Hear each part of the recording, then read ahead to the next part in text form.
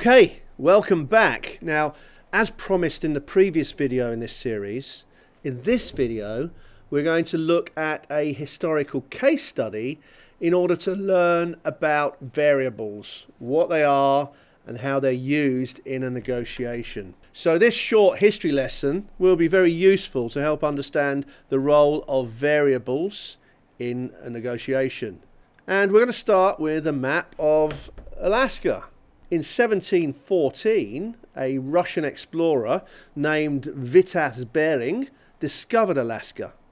And Alaska at the time, 365 million acres of land and another 13 million gallons of water. Now the sun is visible at midnight in Alaska, which is where the land of the midnight sun nickname comes from.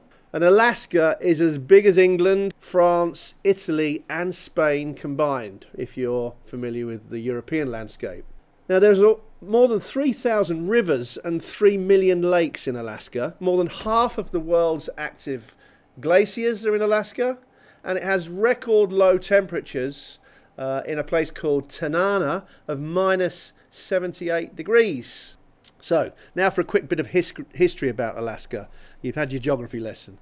In 1857, Tsar Alexander II instructed his minister in Washington, a guy called Edward de Stuckel, to see if the US were interested in buying Alaska from Russia. Horace Greeley in the New York Tribune dismissed Alaska as nothing more than a frozen wilderness. And it was William Henry Seward, who was Secretary of State under President Abraham Lincoln, when he began negotiating a deal for the United States to buy Alaska from Russia.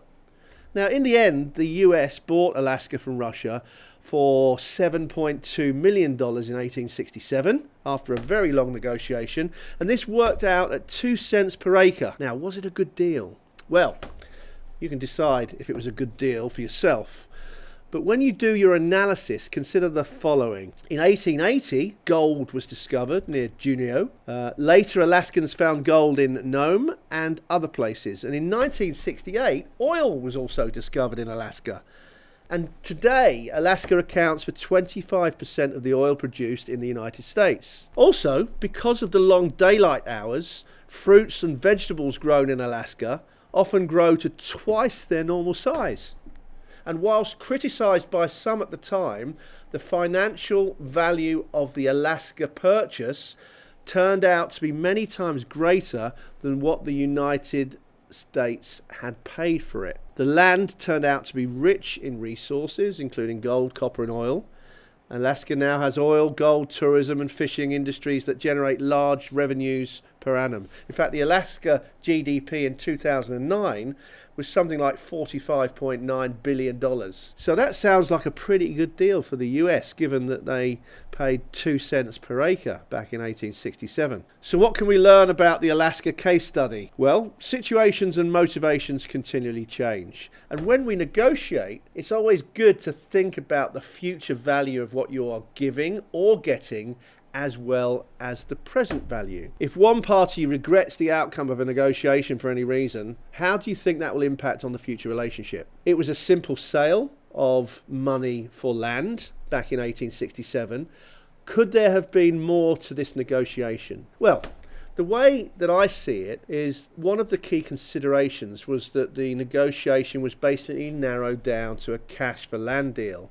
And it doesn't appear that either party really considered all of the different variables that could have been introduced into this negotiation to make the deal better for both parties. Now, at the time of this negotiation, both countries had other things that they could have brought to the table. A few ideas that come out of brainstorm sessions that I've run with groups previously include things like trade agreements, visa and workforce contracts, grain imports and exports, infrastructure investment, farming know-how, vodka, weapons. And at the time, Russia were very concerned about the potential threat of the British Empire and were not in a hostile relationship with the US. So there are literally dozens of variables that either the US or Russia at the time could have introduced. Now, As I'm not a historian, maybe they did, and maybe some of the information I'm sharing here is not precisely and historically accurate.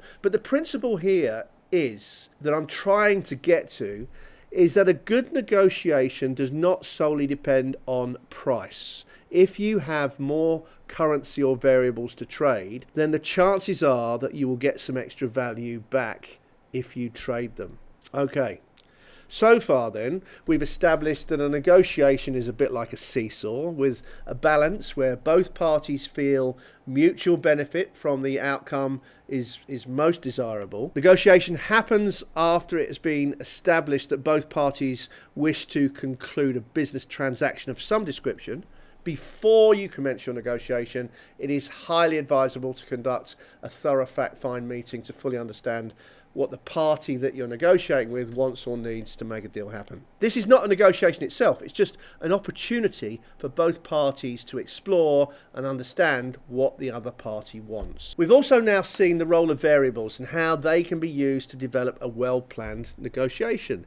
In the next video, we will look at the key 5-step process for planning and executing a good negotiation. And so I look forward to you joining me here again very soon. Bye for now.